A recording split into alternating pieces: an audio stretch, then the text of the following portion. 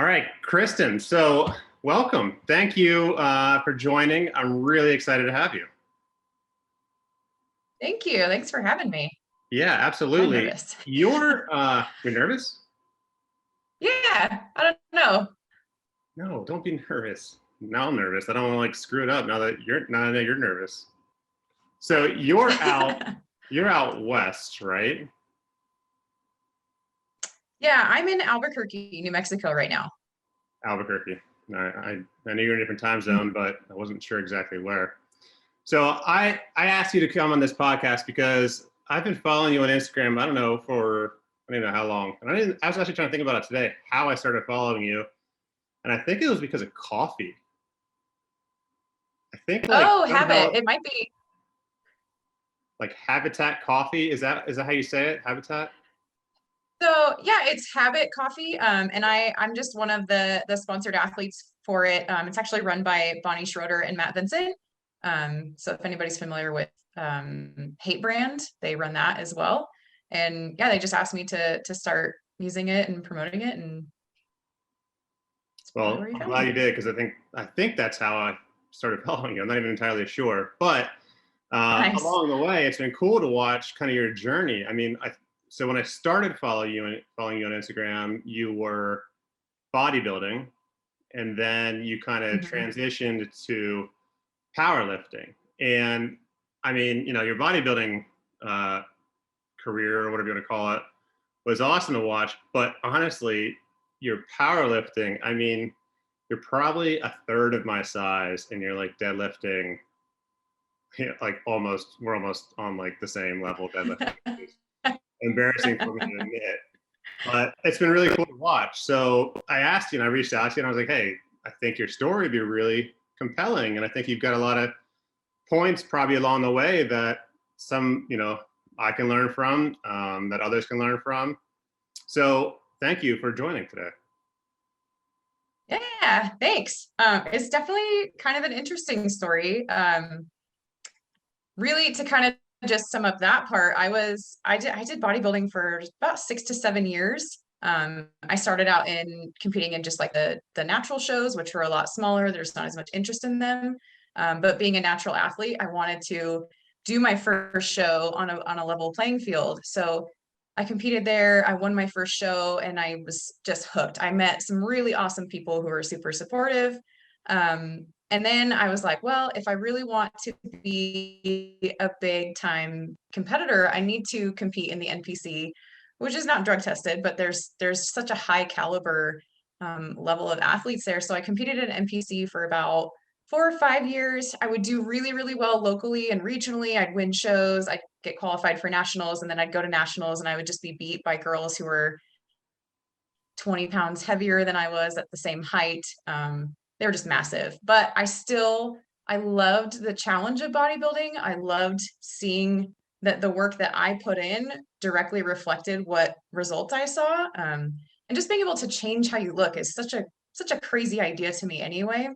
Like if I focus on training my shoulders for a few months, I can see a very big difference in how they looked before. So it was always kind of interesting to me to be able to have that impact and control. And then so I got pregnant and I had my daughter kind of unexpectedly. We weren't really planning on that. So I was like 3 weeks post show when that happened. I was super, super lean, wasn't expecting that. And it kind of threw me for a loop. I actually got really, really depressed for a while. I thought I'd never compete again. And people tell you things like that. Now that you're having a kid, you're never going to be able to bodybuild ever again, which is crap. But so after she was born, I made it a goal to step back on stage after or within the year. So I found a show. It was another natural show because again, because I had given birth, I didn't want to jump back into a non-drug tested show because I was like, that would just really mess with me mentally to try to compete with people who are potentially using gear. So I signed up for it. I started training for it, and I stepped on stage like 2 weeks before her first birthday. And I ended up winning my pro card in the WNBF in 2 divisions, which was really cool. Super, super awesome. Just kind of relit that fire for me. I was like, man, I just showed all of those people who told me I couldn't do it ever again that I could do it. So you won And your then COVID hit. within a year after having a baby? Yep. That's awesome. Easy. Before I had her, I was like, I'm on top of my game. This is the best I've ever looked. And then the drive to come back was so much bigger for me that I actually looked better after I had her. That's amazing. And then COVID hit. So, and I was training for my pro debut, and about 5 weeks out from the show got canceled, which sucks really bad. To anybody who's done bodybuilding, you know that when you're dieting that hard and it gets canceled, it's just awful. It's like you suffered for no reason. You said no to family parties and barbecues and all that for no reason.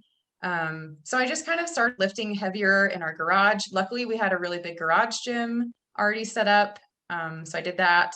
And then there was still a powerlifting meet that was going to go on in Boise, where I lived at the time. We still had to wear masks and all that, so it was still safe. But I was like, well, I'm just going to do that because I need something to train for. And my husband was actually a powerlifter, and he'd been trying to get me to do powerlifting for years. And I kept saying no because I was too afraid. I thought that failing in front of people was more terrifying than stepping on stage, which doesn't make any sense. Right. And because nobody cares at a powerlifting meet if you fail a lift, like that's the point.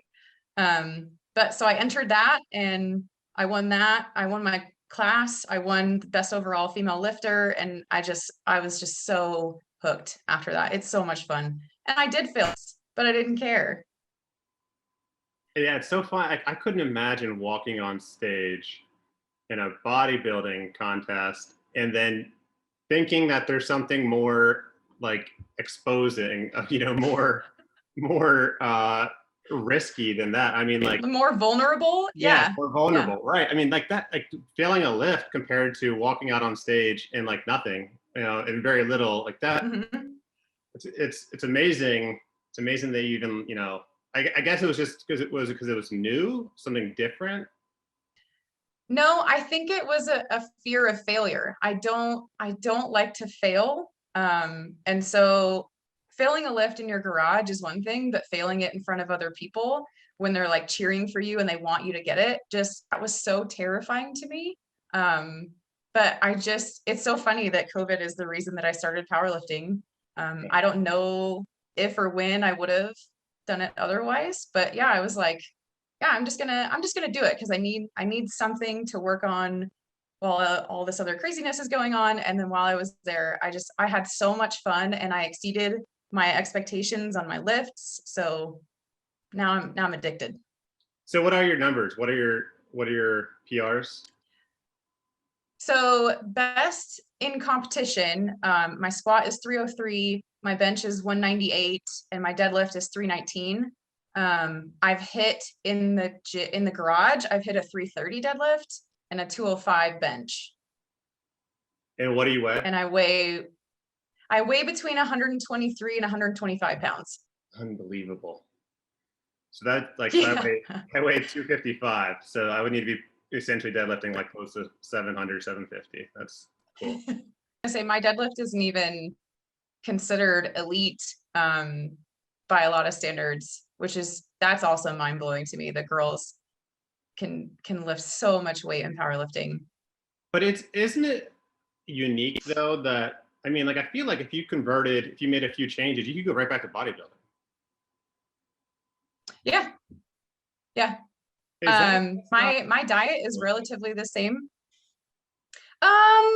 I think that we're seeing leaner powerlifters now, especially for girls. We're seeing leaner ones.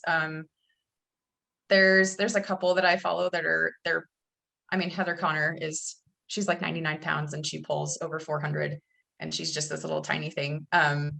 But for me, my diet hasn't really changed that much other than now I'm trying to eat more than I ever have because I'm actually trying to fill out my weight class a little bit more.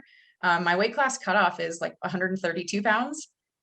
So I'm the lightest person in my weight class usually. And I just can't eat enough.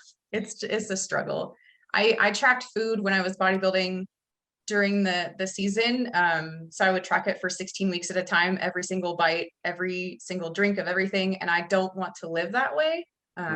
It's a lot of stress. For me, it wasn't so much finding things to fit my macros. It was the stress of, well, what if I didn't eat enough and I didn't hit them? So it just became this kind of unhealthy obsession. Yeah. So how long, I mean, bodybuilding is obviously a completely different approach than powerlifting. How long were you bodybuilding before you went into powerlifting? I did my first show in 2013. And then I had my daughter in 2018. And so then I didn't compete again until 2019. So it was about 5-6 years total time spent bodybuilding. And then I switched to powerlifting in 2020. But there's always training blocks in between. So like I've been lifting since high school. And I lifted specifically for bodybuilding for probably about a year before I ever stepped on stage. So it's kind of hard to nail down exactly. I've literally been lifting for like 16 years now at this point. We actually had a weightlifting club in my high school, and that's kind of where it all started. I loved it so much. I loved being one of the few girls in there. I actually had a post a while ago about the football coach ran the weightlifting club, and he tried to kick me out of it because there wasn't another girl there that would lift with me. So he was thinking, oh, well, you're going to have to take a lot of weights on and off. And, the heights of the racks are all different. Plus, most of the people in this class are my football players. So, we'll just put you in the beginner weight class. And I had already taken probably 3 or 4 classes for weights at this time. I was very experienced at it. Not that my numbers were that great at the time, but I knew the form. I knew how to do it. I knew how to spot properly. And he had tried to kick me out. And I actually told him that if he did kick me out, that I was going to go report him and let him know that that was unacceptable to kick a female out because I was the only one. And he let me stay. So it sounds like along the way you've had people who have doubted you. And I mean, even more so perhaps, I mean, kind of like not even just doubted you, but try to put you down, like try to stop you. What has that done to your drive? Yeah, so I have so many instances. That's actually one of the reasons I started bodybuilding. Was I had a ex at the time that told me I couldn't do it. He told me I couldn't be disciplined enough, and that I wouldn't be brave enough to step on stage. And so that's kind of what started that, which made it even better when I got my pro card and all that and was pretty successful at it. So that was really, really cool. I was also told I had a supplement sponsor while I was bodybuilding, and I was told so they didn't tell me directly, but they told one of the other athletes that they said I would never go pro in the IFBB because I was a natural athlete, which turns out to be true. I didn't, but it was just the fact that they would be my sponsor and they would support me there, but they didn't actually believe that I could do it, which became a major driver for me for a while too. I was going to prove them wrong, so I worked even harder at that. Actually, before I did bodybuilding, I did 2 marathons. And it's really funny. My dad at the time was like, oh, you don't really look like a runner, because I'm like 5'3", and I think at the time I was 110 pounds. He's like, aren't they really like tall and like lean? You don't really look like a runner. So then I did a couple marathons. Well, don't worry. I mean, I did my first marathon. I was 6'6". I still am 6'6". Haven't changed, but 6'6", 200, and I think almost the heaviest I've ever been, like 270. And I heard the same. Oh my gosh. You're not built to run, and they were right. Like I was not built to run, but so what started, like, were you running? And running was initially what you did, right? Before like bodybuilding, was that your first? Yeah. So how long did you? Yeah. So, and that's kind of, I feel like, let me start. So growing up, I did soccer, basketball, and fast pitch all through high school. My sophomore year of high school, the soccer team just wasn't a very good environment. The coach actually got fired for like taking booster money, and it was just a really kind of cliquey team. So I switched to cross country, and I had some amazing cross country coaches who were just all about making sure that I knew what I was capable of. And they're like, it doesn't matter if you place first or last, all that matters is that you're here and you're pushing yourself, on getting better. And so for high school, I actually reached out to one of my cross country coaches and I was like, hey, can you just send me a plan? It was on my bucket list to do a half marathon. And I was like, can you just send me a plan for what we did for the 5Ks, and I'll just, multiply it so I can use it for a half marathon. And he did. And I completed my first half marathon, probably 2009, somewhere around there. And then from there, I was like, well, now I have to do a full marathon. So I'd been running for a long time. I identified myself as a runner. I read books about running. I bought like all of the big name, like Hal Higdon training books and all that. I was a runner. And I ran a local marathon in Bozeman, Montana, where I went to school while I was signed up for the Walt Disney World Marathon in Florida. I was going to do that in January 2012. And my idea to train for it was to do another marathon, which people were like, that doesn't really make sense that you're training for one by doing another. But it made sense to me, because if I could prove to myself that I could do it at home, then I could do it, in Disney World where there's tons and tons of people around. And, I actually raised money for the Leukemia and Lymphoma Society for that one too. So that was another really big motivator for me. If you raised enough money, they paid for your trip down there and the race entry fees. And they actually have a team that you get to run with too, which was really cool. But while I was training for that, I actually had some issues with my IT band. And before the marathon in January, I couldn't run more than 8 miles. I had severe pain in my knee. I was going to physical therapy. And basically what they told me is because I was running on flat surfaces for so long, I had no glute strength. And so it was just pulling my knees in weird directions. So when I ran the marathon in Disney World, I hadn't gone over 8 miles in all of my training. I was doing tons of like bike work and swimming. Really? And then I ended up finishing that marathon and I was like, if I can do this, I can do anything. Absolutely. 8 miles. So, when my first time training for one, I think I finished at like 19. And I'll be honest, like when I went out that day, they had just blacktopped much of the path, and it was a hot day. No. And I live it was in early May. So you train up north, like through the winter, you're cold through all of your training. And then like that day, and then it was hot, like ice on my chest. They tried to pull me off the course. It was absolutely, I'm like, this is the dumbest thing I've ever done. So I mean, I obviously had to do it again. Did it one more time just to like prove myself, like I can mentally do it in a good way. So it's funny that you say you wanted to do it, complete a marathon by yourself before you're in a group, before people were watching you. Is that like a theme for you? Like it's so, I just find it to be, because you put yourself out there on Instagram, you're showing your lifts and it's awesome. So it's almost like contradictory to be so out there, but then be afraid of, or not wanting to fail in front of other people. Mm-hmm. Where does that come from? Is it just this drive of yours, or?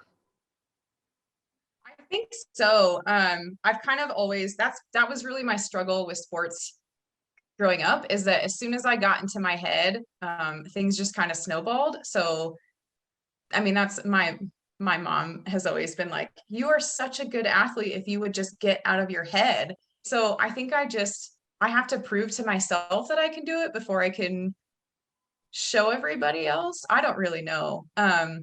It's definitely a theme that I have though.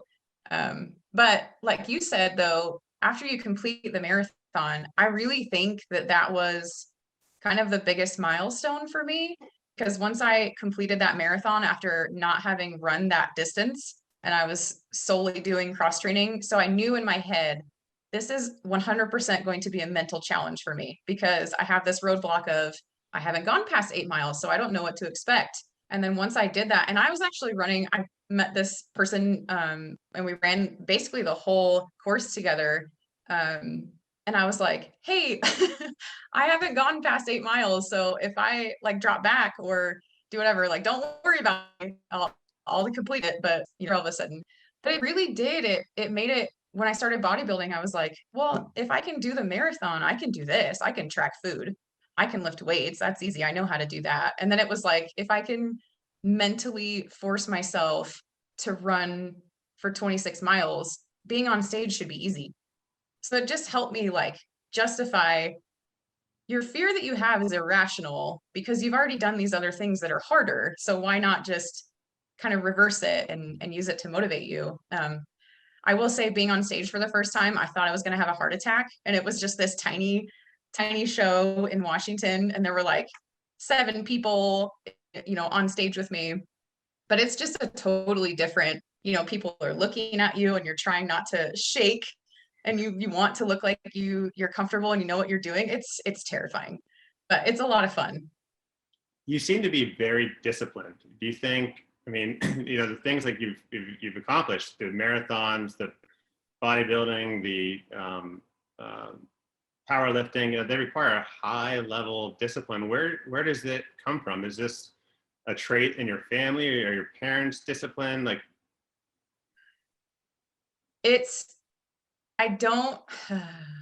I've always been super disciplined and super independent. It's something that my parents have kind of always laughed about, because I have 2 brothers. I have an older brother and a younger brother, and our personalities are so different. And they've always made jokes that like I was adopted, and they don't really know where it came from. I don't know why, but discipline is just something that comes easy to me. If I know that I have to do it, I just go do it. I trained myself for all of my bodybuilding career. I never had a trainer. I just did my own research. I was a certified personal trainer for a while. So I looked into everything and then tried to figure out the best way to do it for me. And then for powerlifting, my husband wrote me some plans, but I basically lifted by myself in the garage. And so there isn't well, I don't really feel like it today. It's nope, this is what I'm supposed to do. And I'm going to go do it because I want to achieve this thing over here. And it's always been hard for me to explain it to other people that compete, because I'm like, well, you just do it. But that's just how my brain works. well, and it seems like you found, though, I think,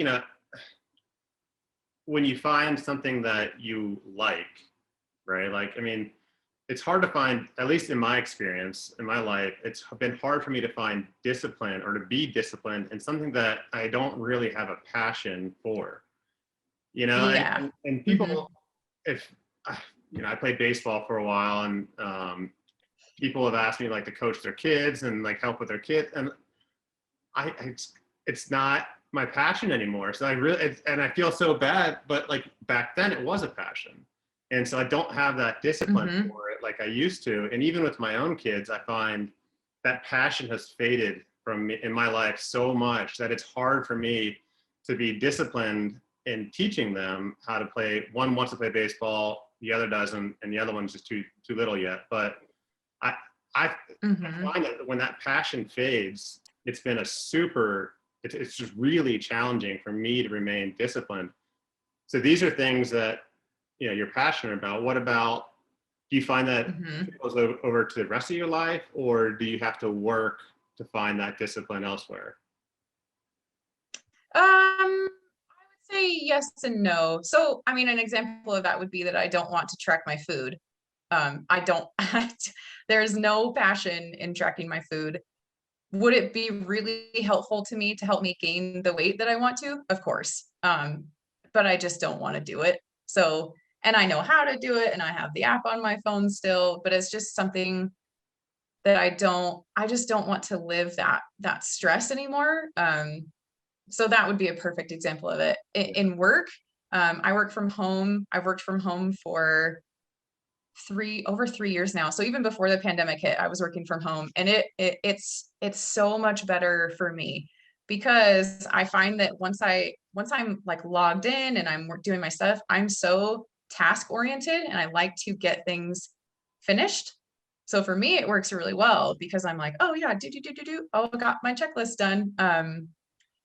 I wish I was more of like a creative person, because that would be really helpful, but I'm definitely more more data analytical. I think that's why being disciplined is a little bit easier for me too.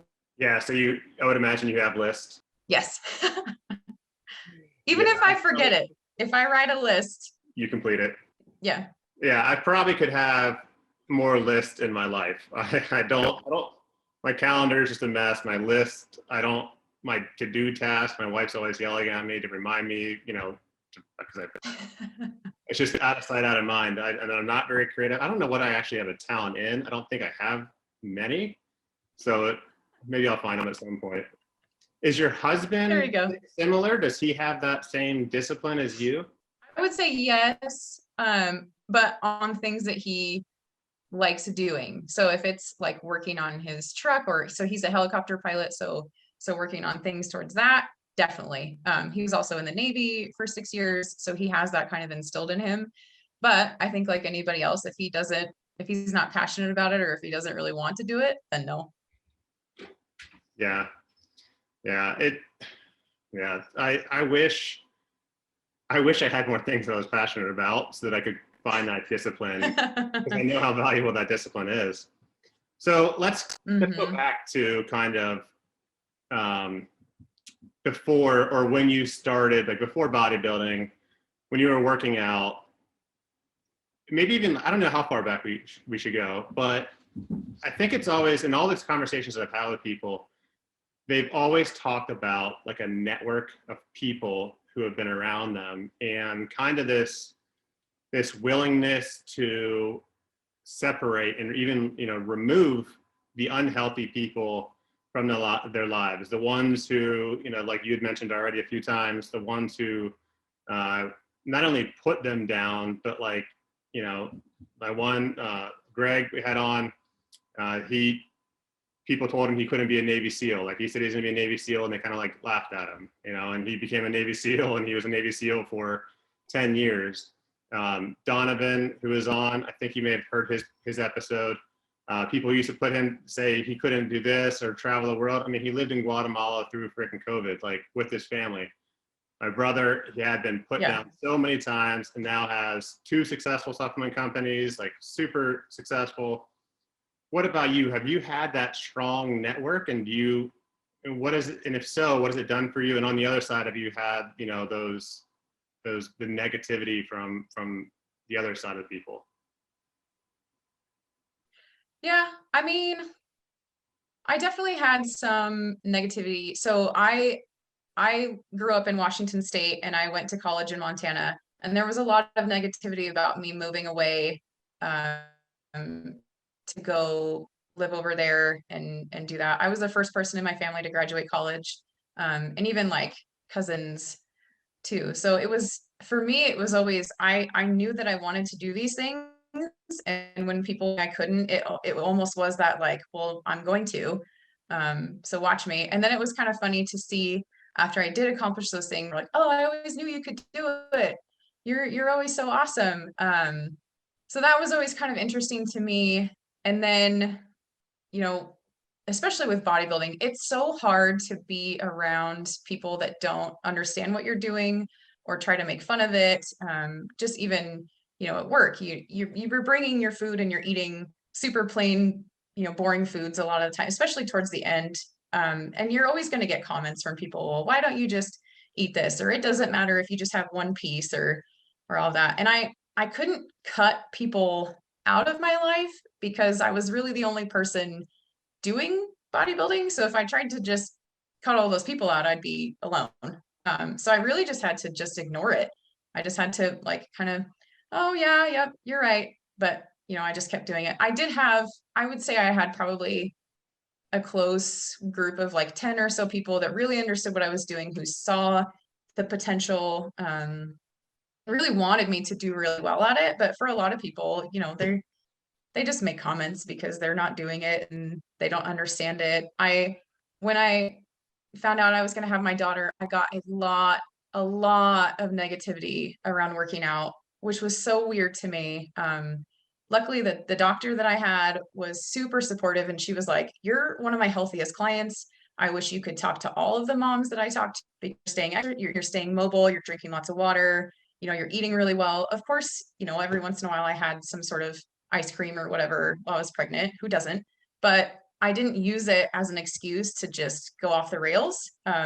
But there were so many people when I would post lifting videos when I was pregnant, and they would be like, don't do that. You're being so selfish. Just enjoy this time. Enjoy this time. And then after she was born, why are you working out? Why aren't you spending more time with her?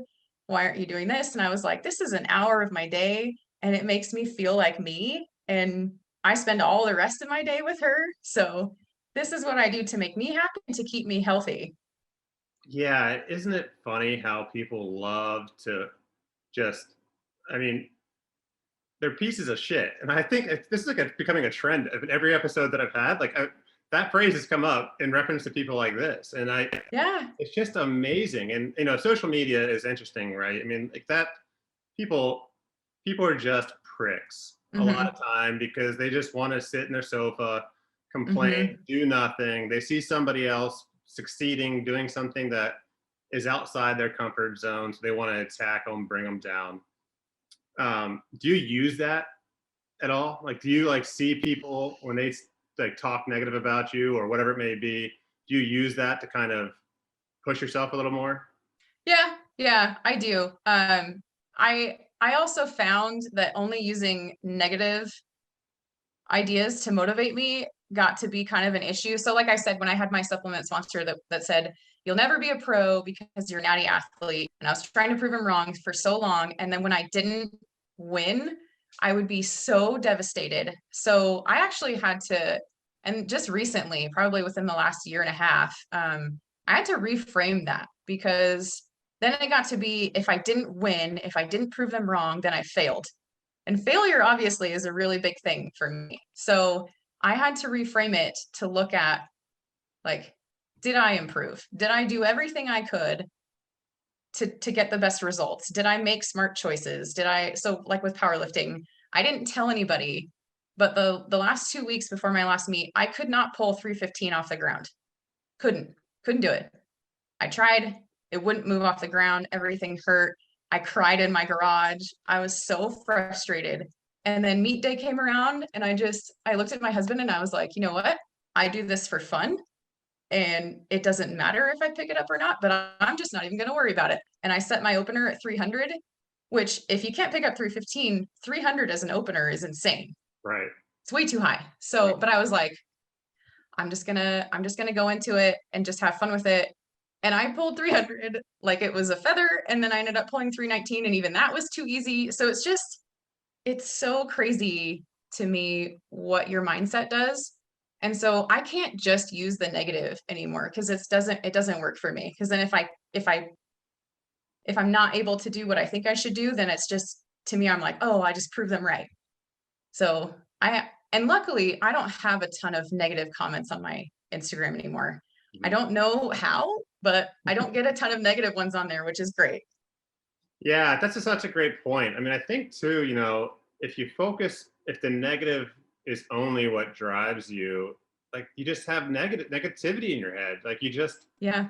then you become negative, like you are Mm-hmm. what you think. You become what your mental, what's happening between your ears. I mean, it's such a great point. And I think, I'm not one to promote balance. I think it's really important in a lot of aspects of our lives. But like if you're pursuing something that you're really passionate about, I mean, for at least for a temporary basis, you got to forego some Mm-hmm. degree of balance. But when it comes to like, to your point, when it comes to like the negativity and your thought process, you've got to find some sort of balance, or else it's not the way that I'd want personally, to live. All that Mm-mm. negativity.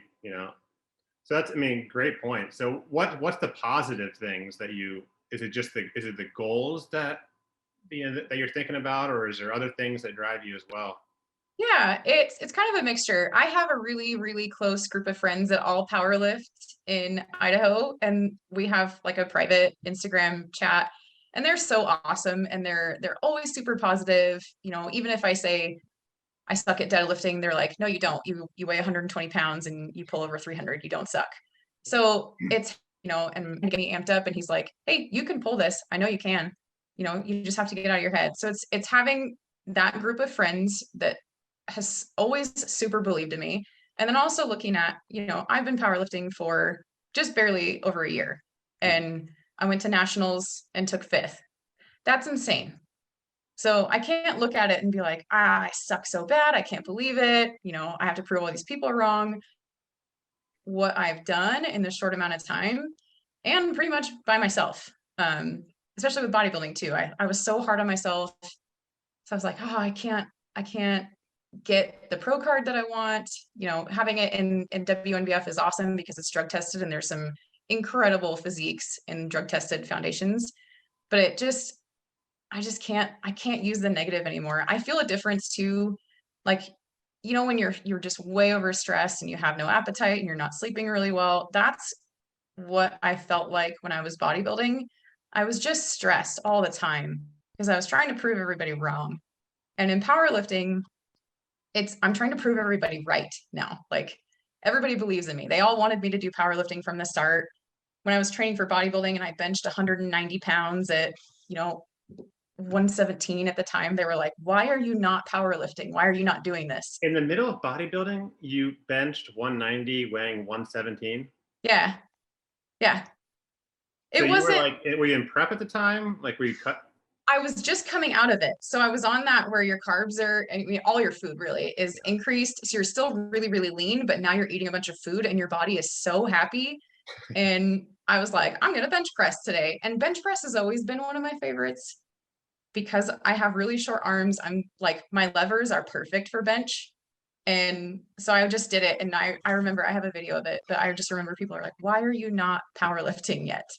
So I don't want to gloss over the point. Another great point you made. You know, the negativity used to be, you know, used to try and prove the negative people wrong, but now it's the positivity that's driving you.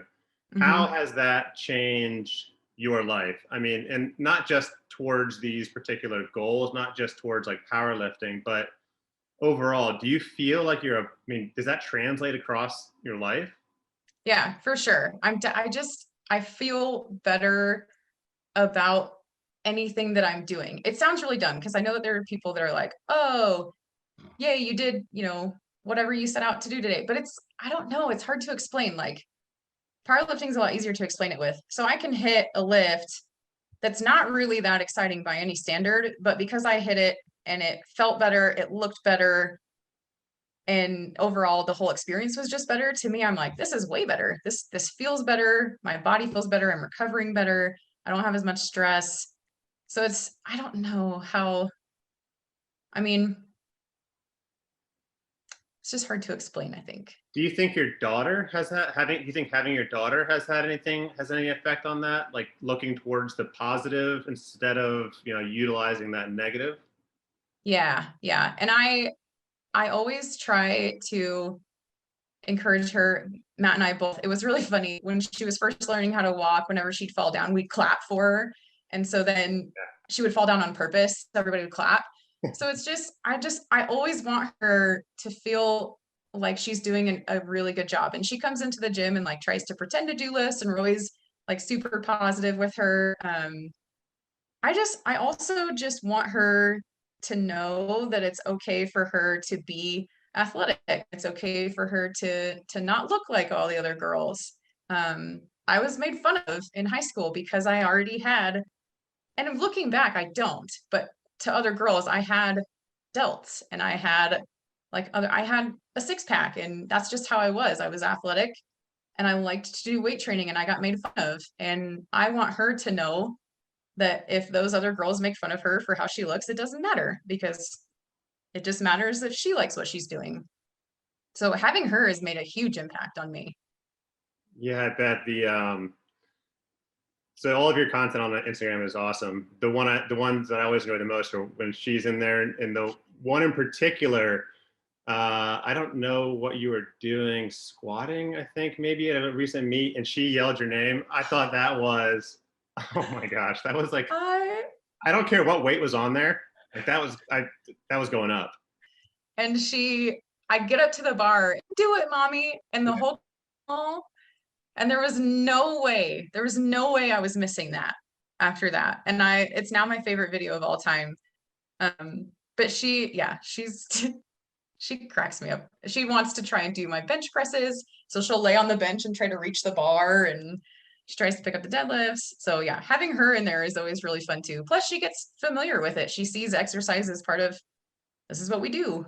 This is our day today. So Yeah, that's awesome. I mean, I I had friends growing up, so I went to an all boys high school. So there was no bullying of females, obviously, yeah. but we had a sister school where it was all girls. And being an athlete in high school, I just would generally hang out with athletes. And I remember one time in particular, we were at the mall, and a friend of mine, she just got bullied because she had delts and she was tall. She played basketball. She was, I don't know, like 6 foot or something.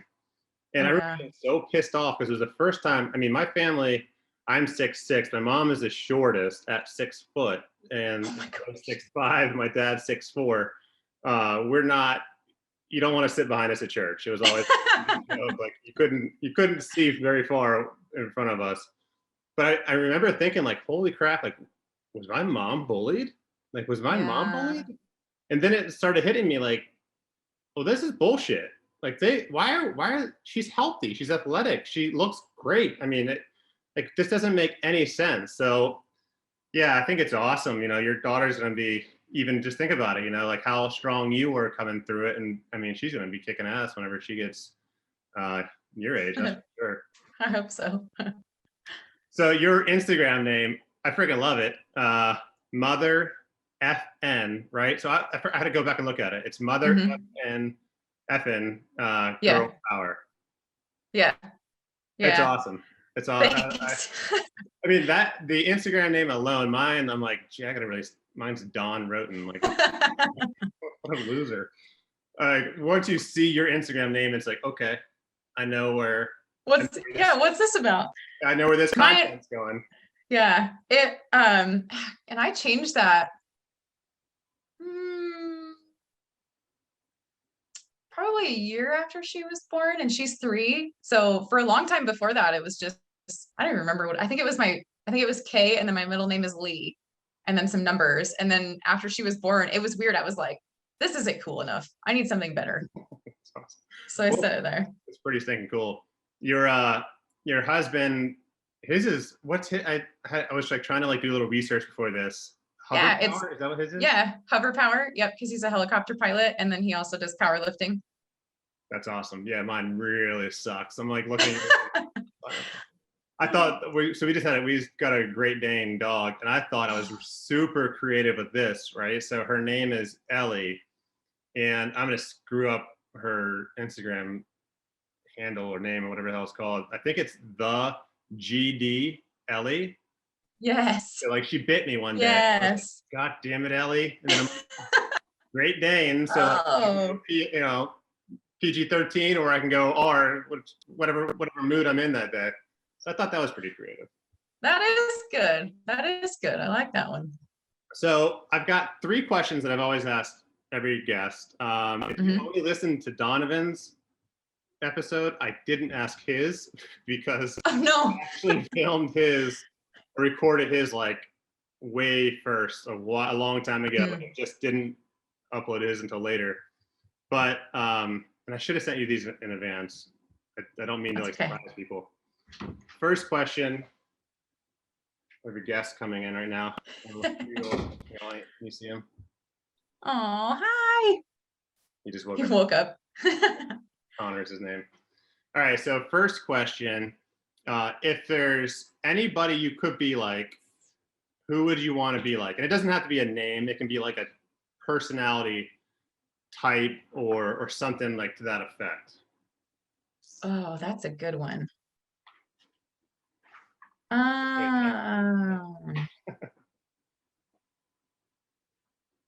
Dang. I feel like it would be easier to just go personality type probably. And I wish that I could be not so structured. I wish that I could just, today I'm just gonna go fly to wherever, or you know what I mean, be more spontaneous. I feel like I need structure to function, and so I wish that I could just like not do that sometimes. I get it. Yeah, I mean, you're so disciplined that you probably could have like a little brevity, a little vacation from your own discipline, I would imagine. Yeah, yeah, which is funny. So I actually went to Costa Rica while I was in a bodybuilding prep, and I just absolutely was having a heart attack about it. I was panicking, thinking, how am I going to prep while I'm in Costa Rica? There was like this little tiny resort gym that I went to, and I ended up losing weight still while I was there because we just walked everywhere and it was so hot and humid, and I still worked out. So it's like, I need to take these mental breaks, but I just can't allow myself to. That's funny. Yeah, I'm not nearly as disciplined as you, but I remember at one point when I was losing weight, just not like for a show or anything, just losing weight, and we were on vacation. My wife was like, "Look, chill out. Yeah. Put the damn have like fried chicken on your salad instead of grilled chicken for one time. Just chill out." Yeah. Yeah. All right. So the opposite of that, if there was a personality type, if there was a person. Nobody's actually said a name yet. They all go the first. Who you would not want to be like or not have, what would that be?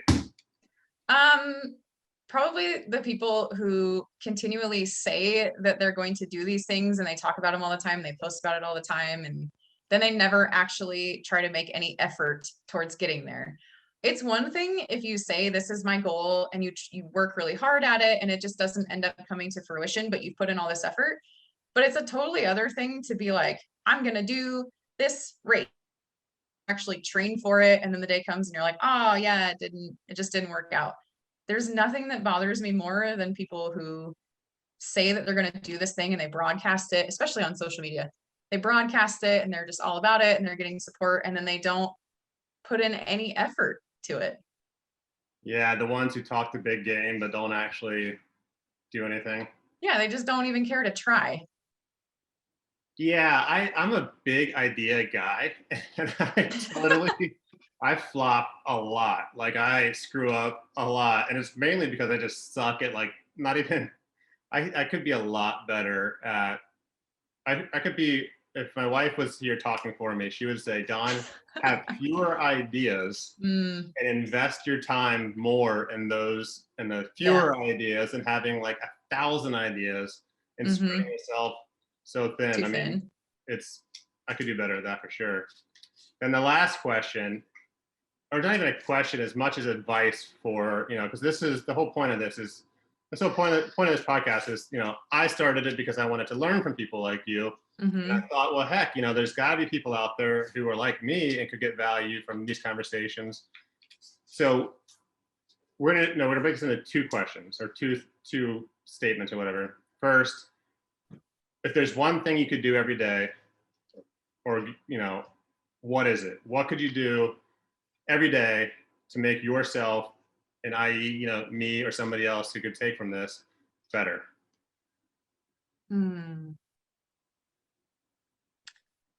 I would say it's kind of a broad, but just build a routine for yourself. And it doesn't have to be working out. It could be, I'm going to, read a chapter every night, or I'm going to go for a walk, or I'm going to do this. But just building a routine for yourself and getting in that habit. And then once you realize, once you've established this habit, you kind of realize how easy it is. And then you can carry that forward to other things. So like going to the gym for a lot of people is something that they absolutely hate, and they see it as something that they have to do, and it's not fun, and they get sweaty. But if you just make it part of your day, this is what I do on Monday, Wednesday, Friday. I think that makes it a lot easier for people to handle, and to just, it's not a struggle. Then you're like, this is just what I do. This is part of my day and it's part of my schedule. And that carries forward to all of these other things. So like with tracking food, if you just start to track it a couple of times, then you see the things that you're eating, you're seeing the calories that you're eating, the macro breakdown, and it makes it a lot easier when you're not tracking your food. You're like, oh, I know over here can carry forward to all these bigger things that you want to do. Yeah, routine is, so I can also do better at routine too. Connor would agree. And then the last thing, what's some advice you have He's hungry. What's some advice you give Aw. to somebody to, help them achieve their goals? Yeah.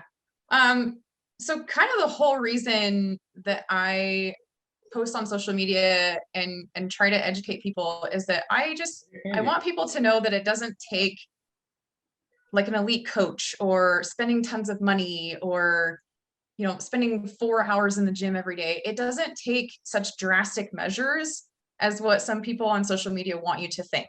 They try to make it look like suffering is how you get all this success and how you achieve all your results. And it's not that way. So what I really want people to know is that by doing like creating a simple routine or just writing down your goals and just being like, okay, I did these things that I said I was going to do. Right now I lift for probably an hour and a half, but only because I have super long rest times, 5 days a week. And I'm maintaining more muscle at a leaner body fat percentage than I was when I was bodybuilding and I was trying to do all these drastic things.